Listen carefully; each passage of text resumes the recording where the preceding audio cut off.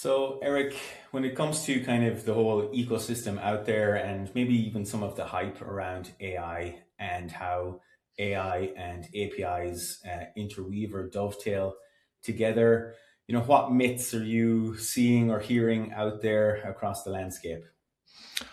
Yeah, there's a whole bunch. Let's just take two. So one myth I would say is not entirely true is to say, oh, we don't have to care about AI because APIs are about machine consumption and AI is a machine, so we're all good.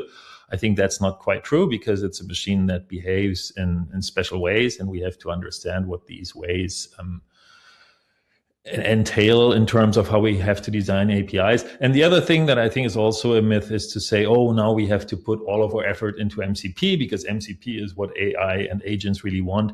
I think what you really need are well-designed capabilities. And ideally, those should be available through APIs, and then you can wrap them in MCP. So I would say MCP is good as a delivery mechanism, but it is not a replacement for APIs and should always be treated as just a delivery mechanism.